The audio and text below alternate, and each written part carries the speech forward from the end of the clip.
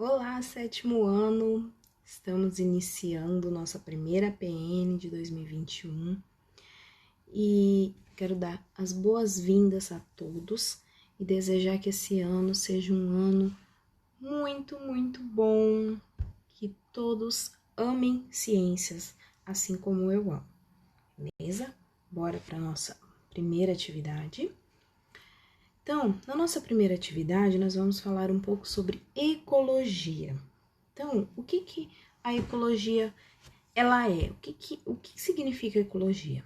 Então, a ecologia ela se preocupa com os seres vivos do planeta e suas relações entre si e as relações que ele tem com o ambiente onde ele está. Assim, a ecologia faz um estudo não só da parte biológica do ser vivo, mas também dos fatores químicos e físicos que está ali influenciando ele aonde ele está. É uma ciência complexa e ampla que nos permite entender perfeitamente o funcionamento do planeta. Ao compreender como os organismos vivem e como eles se relacionam, é possível criar medidas de prevenção de espécie e prever os impactos negativos que uma determinada ação humana pode gerar.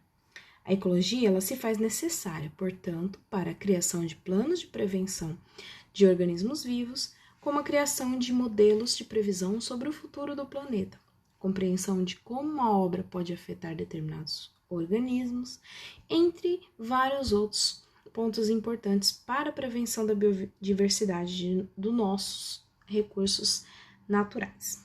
Beleza? Então, agora a gente começa a entender alguns termos que a gente usa na ecologia. Então, a ecologia ela é a ciência que estuda a relação dos seres vivos entre si e com o meio que ele está. E dentro da ecologia, a gente usa esses dois termos, habitat e nicho ecológico. Então, o habitat é o lugar onde vive a espécie. Então, aí na tabelinha, vocês podem ver que o habitat seria o endereço do ser vivo. Então, qual que é o seu endereço? Eu moro na rua tal, número tal, no bairro tal, aqui em Dourados. Então, esse é seu endereço. E o que significa nicho? Nicho é o modo de vida que essa espécie ela tem. Então, o seu nicho ecológico. Eu estudo, somente estudo, eu ajudo os meus pais, eu não ajudo, eu brinco o dia inteiro, eu jogo videogame o dia inteiro. Então, esse é o modo de vida que você tem e o que isso está influenciando no meio que você está. Então, como exemplo, eu coloquei aqui uma linda onça pintada. Então, qual que é o habitat da onça? Pensa aí comigo. Ela mora onde? Vocês podem colocar, na floresta, no Pantanal. Então, esse é o lugar, é o endereço da onça pintada.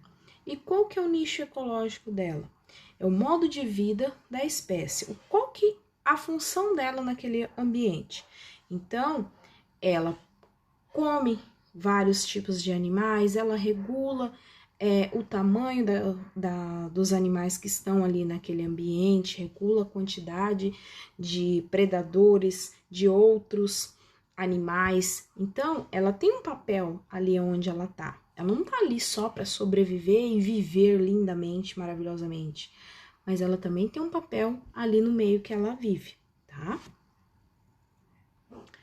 Outros dois termos que nós usamos na ecologia são seres autótrofos e seres heterótrofos. Então, o que é um ser autótrofo? É aquele que produz seu próprio alimento. Aí na tabelinha, a gente colocou aí como exemplo as plantas, algas e as cianobactérias, ou seja, elas fazem fotossíntese. E essa fotossíntese, vocês vão estudar um pouquinho mais para frente, vocês vão perceber que essa fotossíntese é a maneira como essas plantas, algas e cianobactérias produzem o alimento. Então, elas tiram energia do ambiente e transformam essa energia em nutrientes para ela mesma. Ela não precisa comer nada do ambiente. Ela só transforma luz solar, água ali do ambiente como forma de alimentação para ela. A gente vai entender isso daí quando a gente falar sobre fotossíntese, tá? E os seres heterótrofos são aqueles que não fazem isso, que eles dependem desses seres autótrofos para sobreviver. Ou então, eles dependem indiretamente. Por quê? Indiretamente. Porque lá no nosso exemplo, podemos colocar ali a jaguatirica ou uma onça. A onça, ela pode não ir lá e comer uma plantinha, porque ela é carnívora, ela gosta de carne. Mas ela vai comer seres que comem plantas. Então, ela, de forma indireta, ela também depende de um ser autótrofo, tá? Então, todos os organismos na natureza, eles ou são autótrofos ou heterótrofos, mas eles estão interligados. A gente também vai entender isso quando a gente falar de cadeia alimentar. Esse é um conteúdo que foi tratado no 6º ano. Agora, esse ano, no 7º, a gente vai avançar um pouquinho. Se você ficou com alguma dúvida, volta lá no conteúdo do 6º e dá uma olhadinha, ou então procura na internet sobre cadeia alimentar. Você vai entender o que é essa cadeia alimentar, quando um ser vivo depende do outro para tirar o seu nutriente. Então, na nossa atividade 2, vocês vão fazer esse exercício, esses 2 exercícios. Então, através da leitura desse texto, você vai copiar e responder essa questão. Os macacos pregos são animais encontrados no Cerrado brasileiro. São primatas que vivem nas árvores e usam o solo para se locomover. Têm hábito diurno, são onívoros e alguns usam pedras para quebrar cocos. Então, em relação a esse textinho, você vai falar para mim qual é o habitat do macaco prego e qual é o seu nicho. É só você lembrar, volta um pouquinho o vídeo. Habitat, o endereço. Nicho, a profissão ou o que ele faz ali naquele ambiente. E na 2, praticamente já dei a resposta, você vai diferenciar, mas usem as suas palavras, tá bom? Na atividade 3, vamos falar sobre fatores bióticos e abióticos. Os fatores bióticos e abióticos, eles representam as relações existentes que permitem o equilíbrio do ecossistema. Então, um fator biótico, vida, são fatores que correspondem às comunidades vivas de um ecossistema. Então, tudo que tem vida é biótico. Eles podem ser tanto uma floresta inteira como um pequeno aquário. E eles têm como exemplo as plantas, os animais, os fungos, as bactérias. Já os fatores abióticos, a de não e bio de vida, ou seja, não tem vida, são os fatores que representam os elementos físicos e químicos ou então geológicos do ambiente. E eles são responsáveis por determinar uma larga escala a estrutura e funcionamento dessa comunidade. E a gente tem como exemplo a água, o solo, o ar, o calor. E aqui um exemplo de como esses fatores eles estão interligados. Ou seja, a geração de luz, de temperatura para um ambiente vai gerar ali a sobrevivência de uma espécie que vai determinar quais serão os seus consumidores ou quem que vai se alimentar dela e esses seres assim por diante na nossa teia alimentar.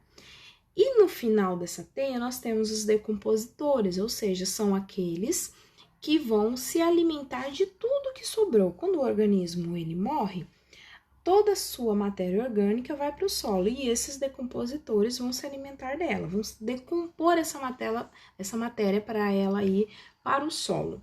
E dentro dessa cadeia de alimentação, nós temos os fatores que geram também energia para que os seres vivos consigam sobreviver, que é o ar, a água, os minerais que estão no solo, a própria energia que eu falei do sol, tá bom?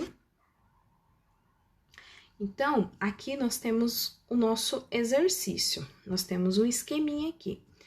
Eu tenho aqui no centro sapos e em volta deles eu tenho várias palavrinhas. E essas palavrinhas, elas estão distribuídas em seres com vida e sem vida.